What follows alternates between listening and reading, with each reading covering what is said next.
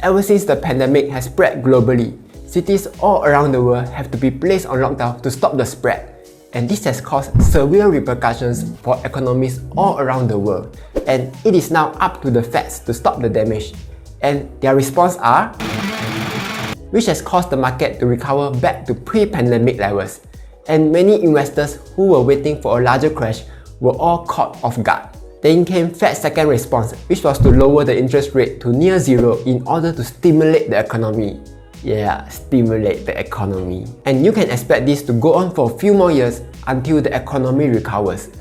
However, the side effect of all of this is that commoners like you and I will earn a lesser interest rate on our savings. Already, banks all over Singapore have started to cut their savings account interest rate. As a result, we can no longer afford to buy fish at the Thai Fan store. All hopes are lost. What do we do? Hi guys, welcome back to my channel. Kelvin here.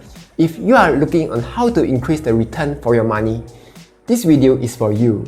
In this video, I will be sharing what you should do with your savings, what should be your saving strategy, and where you can put your money so that you can get the highest possible returns. Because you deserve the best returns for your money. There's a lot to talk about, so let's start right now. Before you even try to start saving your money, the very first question you should ask yourself is, what am I saving all this money for? Is it to save for rainy days? Or is it to buy a house?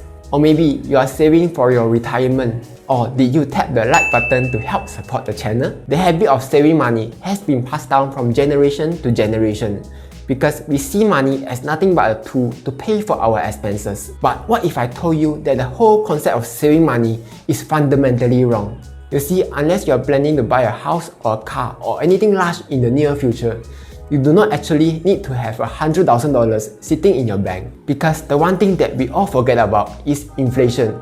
It eats up your money like nobody's business. And due to inflation, prices of goods will increase every year. Like your dad will tell you, coffee in the 1970s cost 25 cents, but coffee now so expensive, it costs $2 to buy. Then you will not even dare to mention the $8 Starbucks coffee that you bought this morning. Due to inflation, the buying power of our money decreases the longer we hold it. Let's say if you have $100 sitting in the bank 50 years ago, right now that $100 is only worth $37. That's why you shouldn't be holding so much cash when you don't need to. Here's what you should do. Split your cash into 3 different categories. The first category is for your immediate spending. There are 2 kinds of immediate spending. The first is for your day-to-day expenses, like buying groceries, eating out, paying for your bills, transportation, loans, and insurance. For this, I recommend that you keep at most 1 month worth of your expense. So let's say, if you spend $1,000 every month, then you need to have $1,000 for this category. The second kind of immediate spending is for emergency events. By emergency events, I do not mean, oh no, there's a time limited sale which will end tonight. Or, oh no, I need to buy this MacBook because I'm a horny guy and my girlfriend would leave me if I don't buy this for her. No, this money is only for break glass if shit hits the fan kind of emergency. Life is like a box of chocolates. You will never know what you will get. Sometimes you will get retrenchment. Other times you will get a car accident. And because life is so unpredictable, you need to have some cash lying around just in case you need it immediately. The rule of thumb is to have at least 6 months worth of living expenses at all times. And by living expenses, I do not mean weekly body massages or monthly Taobao shopping. I mean stuff like food, groceries, phone bills, loans, insurance, you know, all the basic necessities. So for all your day-to-day spendings and emergency funds, you need to put your money at a place where you can access them immediately. Like, oh no, I don't have the money, let me go to the nearest ATM to withdraw the money, kind of immediate. For this, you can keep your money in a high-yield savings account. Yes, we all know that the interest rate have been dropping. Here's an interview about it. The raining drop like grapes, no? Can drop.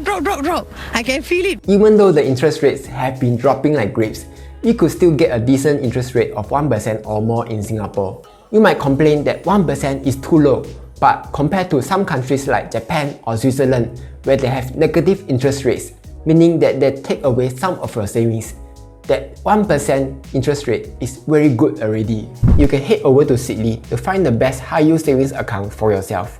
Or if you want to, you can also put your money at a Singlife savings account, which has a non-guaranteed 2.5% interest on your first $10,000. But take note that interest rates can change anytime, and you quickly soon see that this is all just a game to keep finding the bank with the best interest rates, only to earn a few extra dollars. As Thanos said, all this for a drop of blood. So that's for the immediate spending category, where you keep your money easily accessible and earning a 1 to 2% interest rate.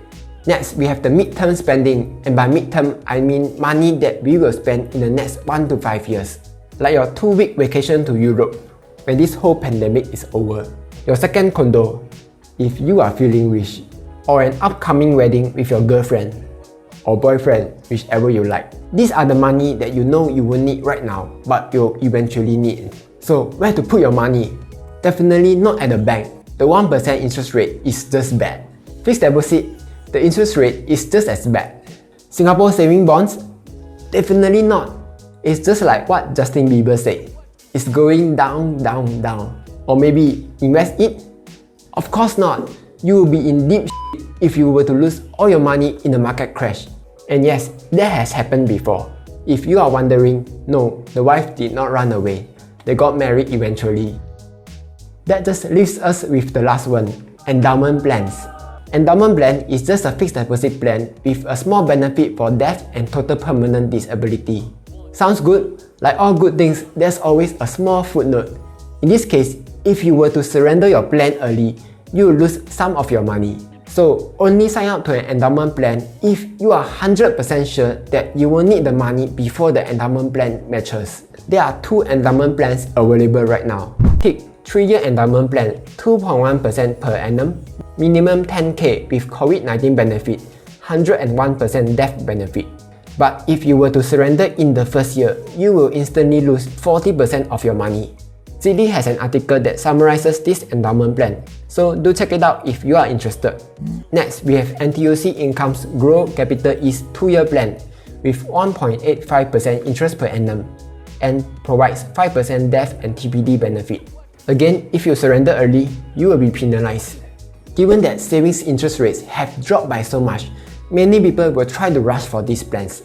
So if you are interested, quickly do sign up because all these plans are first come, first serve. But not before you tap the like button to help support the channel. So after keeping your money for your day-to-day expenses, saving for emergency funds, and saving your money for your midterm goals, finally and hopefully you have some extra money left. But if you are having trouble coming out with the extra cash, you can either cut down on your spendings, in which case you can check out this video here on how to reduce your spendings. Or maybe you want to increase your income, in which case check out this video here where I share with you how to earn more money. For this money, you definitely do not want to save it in a bank. No one has gotten rich just by saving money. That's what most of our older generations did. They were really good at saving money, but somehow they haven't gotten rich yet. The reason is pretty simple. The money wasn't growing fast enough. Let's take an example. Imagine when you were born. Your parents gave you clothes, a milk bottle, and $100,000. Then your money sits in the bank, earning 2% interest.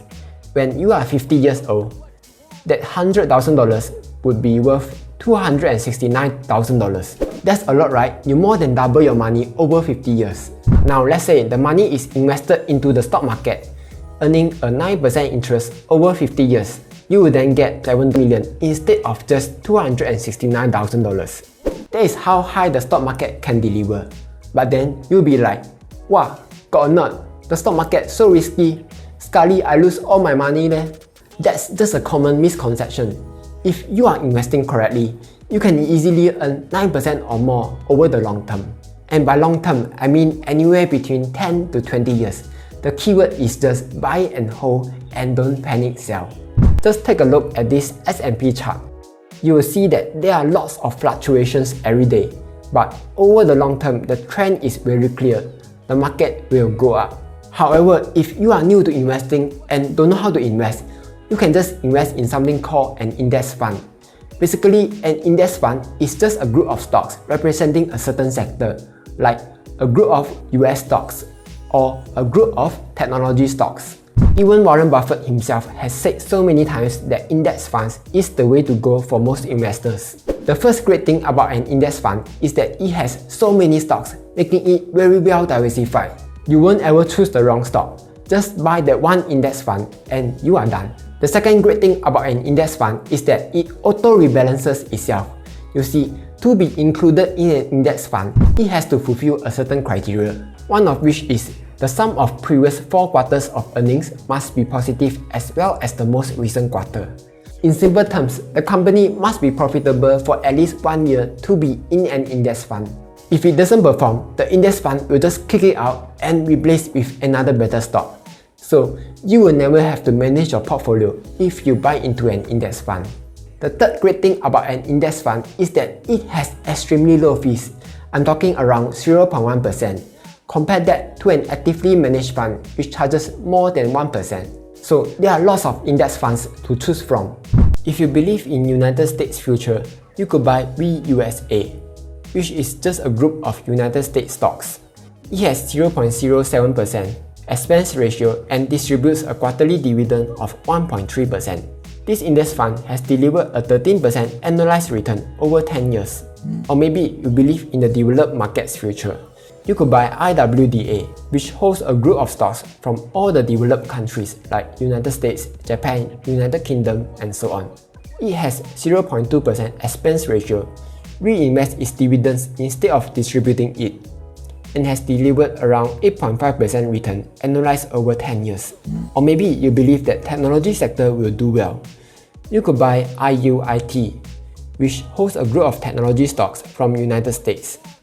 It has an expense ratio of 0.15%, reinvests its dividends also, and has delivered a whopping 23% return since inception in 2015. These are just some of the examples which you can invest in. Of course, there are more out there like dividend stocks which pays you 5% every year, or growth stocks like Tesla which is a high risk, high reward kind of investment.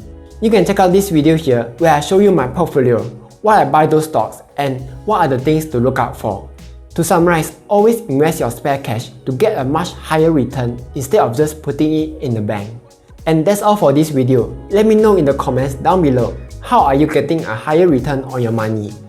Like, share and subscribe as I will be posting new videos every Monday. See ya!